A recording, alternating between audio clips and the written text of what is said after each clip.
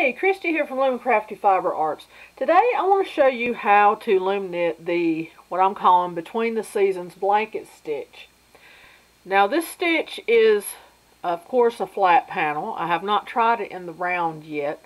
I will be showing you a demonstration on this round loom, but I'll be doing it in a flat panel on 8 pegs. These two swatches were made on this KB half gauge loom, and I have used a 4 weight and a 5 weight. And in a minute I'm going to talk to you a little bit about why I like one better than the other. And you might can already tell. This will need to be made on a loom with an even amount of pegs. So it could be as large as you want it. It just needs to be an even amount of pegs. Now I do think, in my personal opinion, that even though this is a non-curling stitch, it does not curl, it still needs a border. I did not put a border on these. I just slipped my peg over here and used a U-wrap on both ends, and they don't match. Now you could do a purl, a knit and a purl, and see how that looks if you want to use it for something else. But for a blanket, I would go ahead and use a border, like a garter stitch border, you know, for so many rows up, and then so many pegs in for your sides and your ends if you're doing a blanket. Now this makes a very thick blanket. It's very, it's a little bit stiff actually, this 5 weight is. But you see that pretty texture and design in this 5 weight. It's very, very nice texture and design. Almost kind of in a way looks like daisies or flowers or something, a little bit kind of. But I thought between the seasons was appropriate because if you want it thick, you can make it thick. Or if you wanted to make it for a spring before, you know, right after winter, before it starts really warming up, you can make it thinner. But it's going to lose a little bit of the definition. It seems like there's a little more definition with the thicker yarn than a thinner yarn. But now this is more flexible. So it would really be depending on what you want to use to make your blanket. Now you could use a 5 on a 5/8 gauge instead of a half gauge, or a 6 on a 3/4, or however you want to do it, and you could see how it looks. But I just think that this one looks better. And you're welcome to play around with it with different gauges of looms and different weights of yarn. It's entirely up to you because it could be used on any gauge, any weight of yarn, as long as you use an even amount of pegs. But I really like the way this turned out and how this looks. And you can see here, like here's like the kind of looks like the, as I mentioned before, the flower. You can see it over here, right in here, and right in there, and there. But it kind of loses some of it. But it's still a nice texture. So if you want it to be more airy and flexible, this will be the way to go. If you want it thicker, this will be the way to go. So do I have it turned upside down? Looks like I have it turned up. Yeah, that's the right side up. So let's get started. Like I said, I'm going to be doing this with just 8 pegs just to show you. And a lot of you that follow me on a regular basis will recognize the rice rib stitch. I use my rice rib stitch a lot for a base for a lot of my stitches. It's just such a versatile stitch that you can build on, and that's what I've done with this one again. So if you already know how to do the rice rib stitch, that's going to be the first 2 rows. It's a 4-row repeat, even amount of pegs. I'm not doing a border. This is just a stitch video. It's not a project, of course. So if you don't know my rice rib stitch, I'm just slipping this peg just for demonstration purposes. If you want a border, you know, on this side or this side, that's up to you. I'll let you decide what border you want, or if you don't want one at all. So to do the first row, you need to do a purl over, and that's where you E-wrap around, scoop up from the bottom, and pull your loop down. And then flip it back over your peg, just like that. And then snug it up. But don't snug it up too tight, because when you do your second row, it's going to be harder to flip it over. So let's do another one.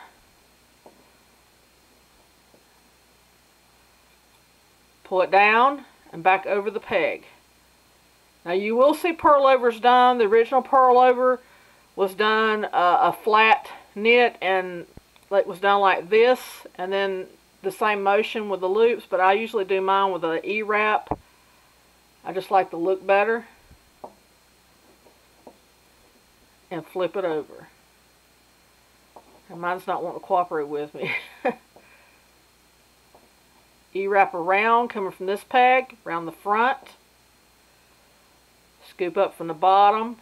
Pull this loop down, your existing loop.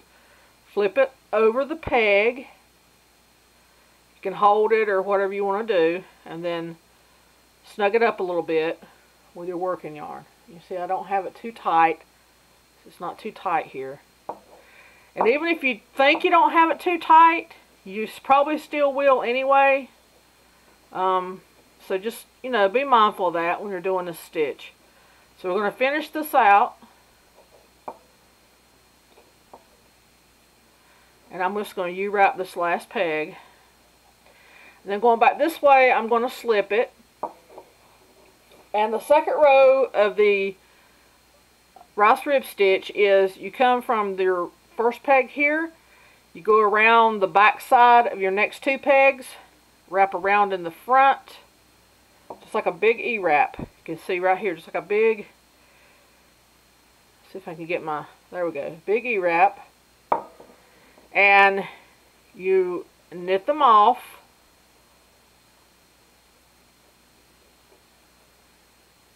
Just like that. See, that one was a little bit tight. And then you take your working yarn and the last two pegs that you just worked, which is peg 2 and 3, you take your working yarn, you scoop down, hold your working yarn underneath your existing loop, pull it up, take that existing loop off, put your new loop back on, and that's a purl stitch. So you're going to purl that second peg. So let's do that again. We're going to wrap around the back side from peg 3 to 4 and 5. So we're going to wrap around the back side just like that. Back around the front of both pegs just like a big E-wrap. So there's your loop. And then we're going to knit these off. 1 and 2, and I've got mine just a little tighter than I normally do. And then we're going to purl, bring your working yarn back in front of these two pegs you just knitted off, and purl your second peg. And if you want to go through my playlist, my rice rib stitch is in my playlist of non-curling stitches and my stitch playlist, regular stitch playlist. So it's listed twice. You can go watch it, and I do it a little, you can see it a little better there too, just it by itself. So I'm going to do this last set of 2.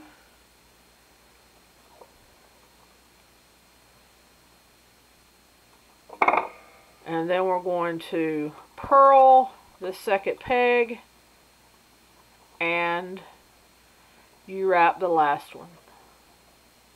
Okay. Now, so first row, purl overs. Second row, wrap 2, purl the second peg. I said this was a 4-row repeat. So row 3, we're going to E-wrap knit stitch 2 pegs, knit them off, and then we're going to purl 2 pegs.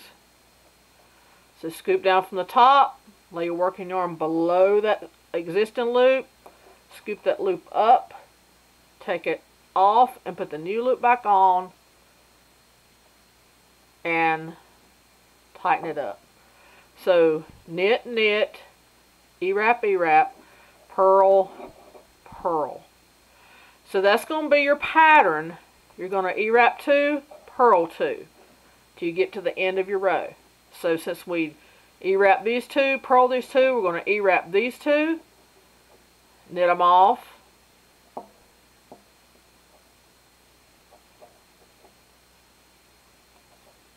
And then you wrap that last peg. Okay, that is row 3. So purl overs row 1, wrap 2, purl the second peg row 2, row 3, knit 2, purl 2, knit 2, and you go on purl 2, knit 2, purl 2, knit 2, purl 2, until you get to where your border starts, or you cut it off, you know, at the end. Okay, row 4, we're going to do the opposite. We are going to purl where we knit and knit where we purl. So since this was knit, purl, knit, we're going to purl here. Going to purl these 2 pegs.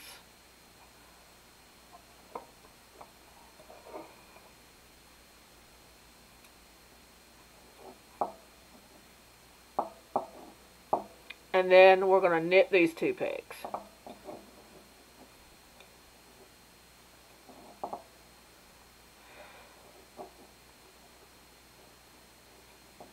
So if you're familiar with, and then we're going to purl these 2. If you're familiar with a double moss stitch, this is opposite of what it is. But it's kind of like, you know, the seed stitch, but you're just doing 2 pegs at a time instead of 1 and alternating each row. So that is it. That's your 4 rows. And then you'd start back over again. You do 1 row purl overs, back this way, you do wrap 2, purl the second peg, and then back this way you do knit 2, purl 2, knit 2, on and on and on, alternating. And then when you go back for your 4th row, if you knit those last 2 pegs, you would purl them. If you purled those last 2 pegs, you would knit them. So it depends on where you end, but you just do the opposite of what you did your 3rd row, okay? So that is the blanket stitch that I have here, between the seasons blanket stitch. And I hope you like this. I hope you try it out. I'd like to see what some of you do with it. I may try in the round and see how it looks in the round. I don't know exactly how it's going to look, and I really don't have enough here to see what it looks like either. You can kind of see it forming right there just a little bit. But I hope you enjoy this one. If you have any questions, please leave them below. I appreciate you subscribing to my channel. Give me some thumbs up if you like this video. And let me know what you do with it. Thank you much and have a great day. Bye-bye.